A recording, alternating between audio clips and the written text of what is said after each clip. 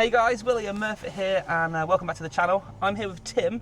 We're here at Anglesey Circuit. So Tim, welcome to the channel. Thank you very much indeed. Delighted to be here. Yeah. We're here for a big track day. I've just been out for some sighting laps in your vehicle, so thank you so much for that. Pleasure.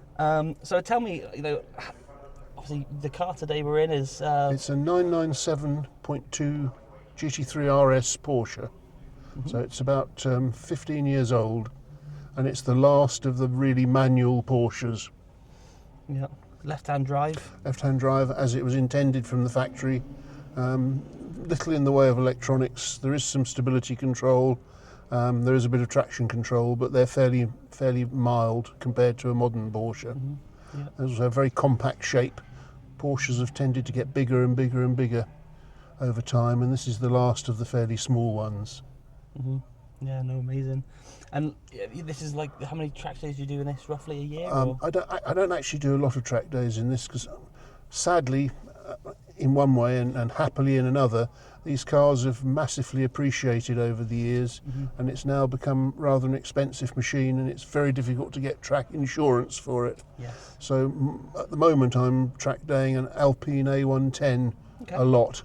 And when I say a lot, probably 20 plus track days a year. Oh, fantastic. But unfortunately it's run into a serious reliability problem, and I've discovered now that there's absolutely no backup for Alpines of any significance in the UK, and the car's actually been off the road for more than 6 months now, and Alpine have just been very, very poor in terms of helping me get it back on the road.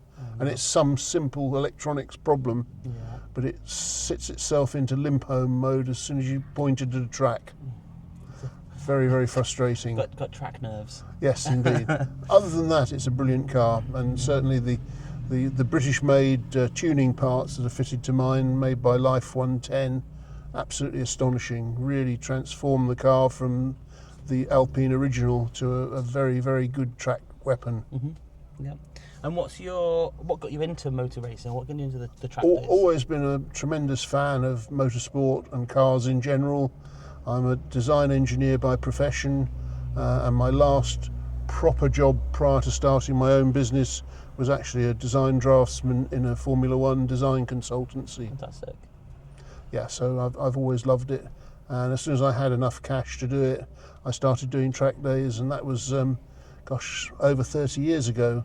My first track day, I think, was 1983 at Goodwood, when Goodwood was just a bomb site with a circuit on it. And that was something called the Modern Engineering Ferrari Track Day. And there were lots of very, very wealthy people with Ferraris, lots of pop stars, and I was there with a Lancia Monte Carlo, which is a little mid-engined Lancia from the 80s. Wow. So that 30 years of motor racing, you must have had some pretty impressive vehicles throughout that time. Probably not so impressive myself, because I didn't have the money to have a lot of impressive cars, but I have been very privileged, and I've driven a lot of really lovely cars. My own fleet, I guess, I started with something called a Silver Phoenix, which is effectively a Caterham 7 with an enveloping body and a 2-litre Duratec engine. Sorry, not a Duratec, a Zetec engine. And that was really nice. I was always very worried about having a crash in it, because as you can probably see, I'm quite a big bloke, and it was a very small car, and it really alarmed me, the prospect of getting my legs trapped in it. And I moved from that to something called a Radical, which is a very successful racing car in its own right.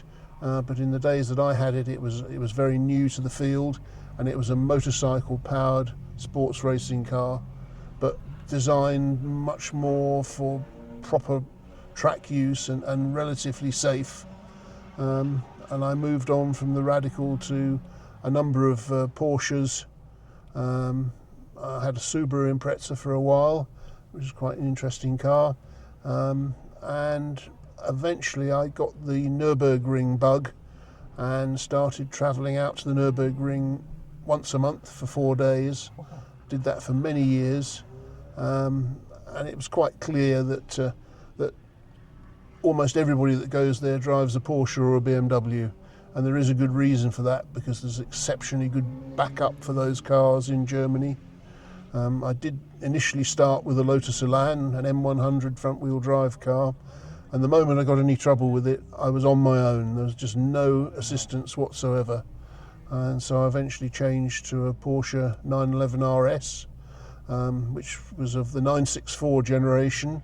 They were much unloved and they weren't worth very much money, and you could buy a 964 RS second hand for the same sort of price as you could buy a Lotus Elise. Wow. And it was, for the Nürburgring, a much better tool, very robust. You probably can't say that now, though. The RS surely would have. The RS is now enormously valuable. I think at the time they were around £25,000, and there were plenty to buy. And a 964 RS now fetches £200,000, which is heartbreaking for me because I've had quite a few, and sold none of them for anything like that sum of money. No. But yeah, they're very, very good car. A little bit tricky, but you know, they really teach you how to drive. And I was exceptionally lucky. I met somebody out at the Nürburgring that was in a whole different financial position to myself, and he eventually invited me to go racing with him.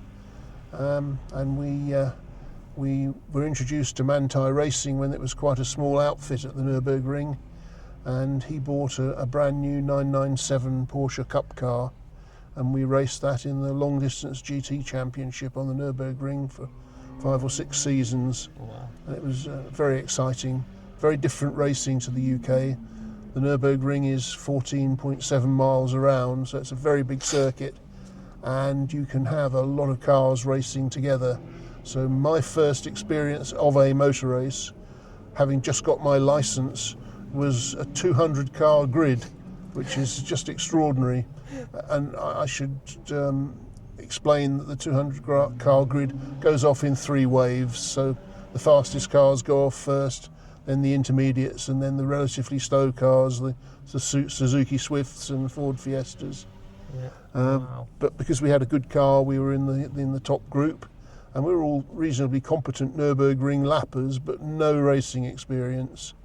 But we soon picked it up, and we had a marvellous time racing that car. Oh, super. Did you ever have any podium finishes? No chance. I should say that Well, gentleman racers. More we're gentleman racers, and our teammates in the Manthey team, I think almost every one of them has gone on to win the Le Mans 24 Hours outright. So we've been a good omen for quite a lot of those lads, and it's lovely to see them be so successful. That's incredible. Wow, what a story. Yeah, it's been great fun. I don't go there now because I feel that I've really used up my luck and good fortune there. I think racing is very different from circuit days, and also things change. I've got a lot older. The new generation of Nürburgring drivers are young. They're brought up on computer simulations. They're much quicker than I would ever dream of being, and I don't want to go out there and be a chicane for other people.